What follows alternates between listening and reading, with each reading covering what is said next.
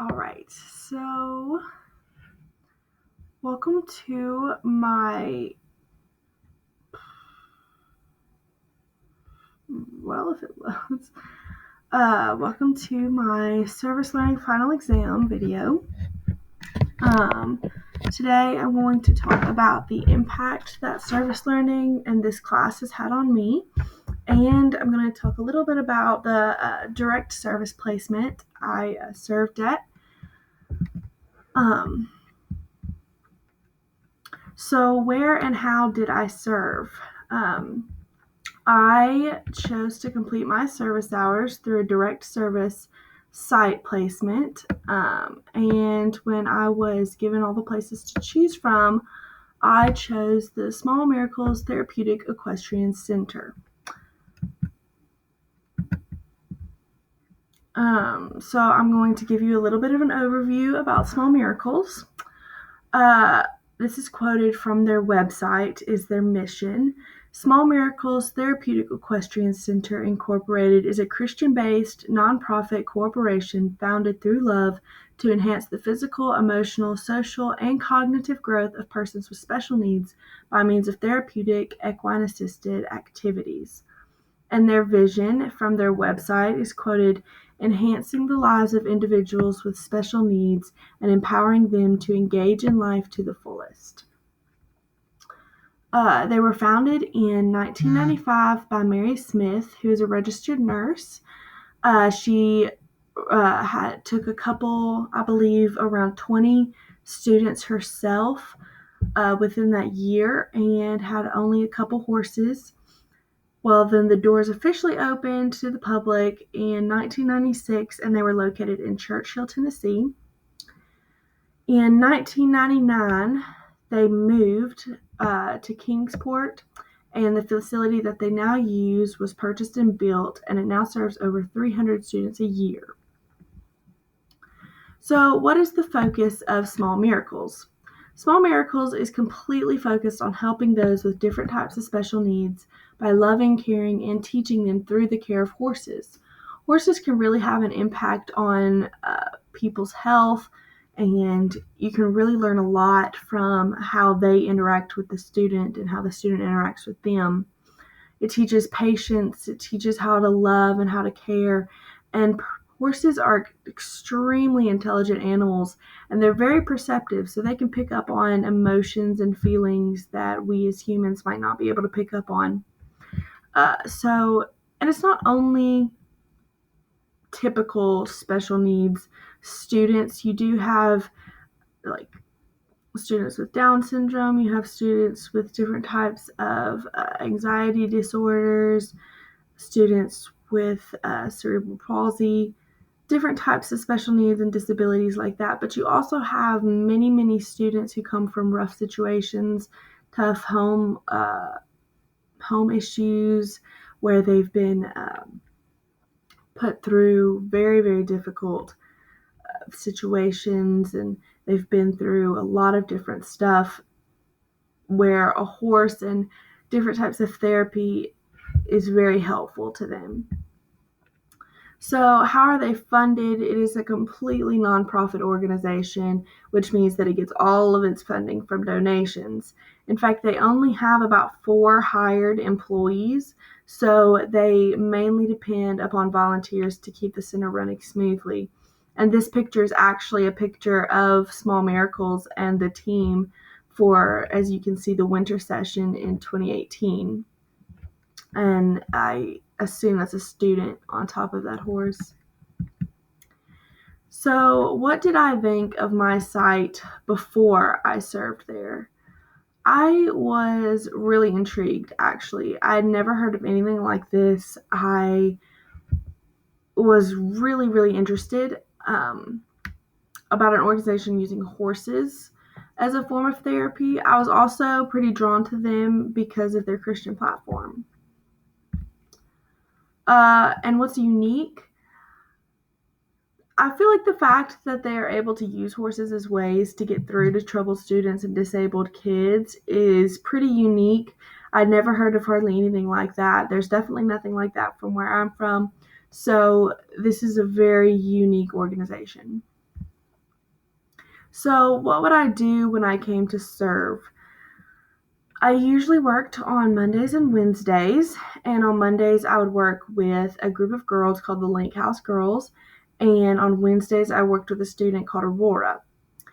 The Link House Girls are a group of girls who come from tough home situations. They either have been to juvenile prison or they've had family issues where they've gotten in trouble with the law and they've been sent to Link House as an educational facility or a rehab facility or different type. They help with those type of things. Aurora is a sweet, sweet girl, but she does come from pretty rough home situation where parents are just uh, not really helping her out as a person. So it was so interesting to get to see them work with the horses and to see them grow throughout the semester. This Link House girls worked with horses sometimes. They mostly did barn work, and we did a project later on, which I will talk about later in my presentation. But they did do like a project later on. Oh, there we go. But Aurora was able to work with a certain horse, and she actually was able to be able to groom this horse, which is a big deal because at the beginning of the semester, this horse did not want anybody to touch her. Her name was Phoenix. She wouldn't allow people to put a halter on her. She wasn't rideable. She just wasn't very open to other people. Well, actually, this past Wednesday, I was with Aurora and she actually was able to get a halter onto Phoenix, and it was just an amazing feeling for Aurora and us is that we were able to see the progress that she has made throughout this whole semester. And I really think that the horses help with that. They really are able to understand you, and they just bring a sense of comfort and like calmness to the conversation. So, moving on to the lessons that we've done in class. As I said before, one of the bigger things that stood out to me in this class was the discussion post about ranking acts of service.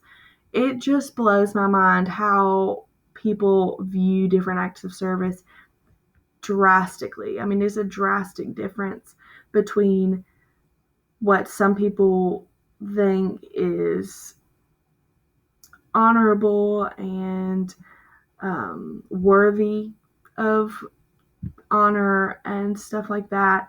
But then it's very interesting to see that some people think those same things are not really that high up on the list of honorable acts of service. But a second thing that I really enjoyed doing was taking the personality test and especially the implicit bias test. They were very, very interesting on how they tested you. Upon reading about the implicit bias test, I figured that they would just be a little not really accurate, how they would make things out of something that you said that you didn't mean or something like that. But they were actually very accurate, and I really liked going through those and being able to see that. So, how did service learning benefit me? I truly believe that serving others this semester has benefited me greatly. I am conscious of the way I treat people. I'm conscious of how others serve and the impact that service can have on others around me.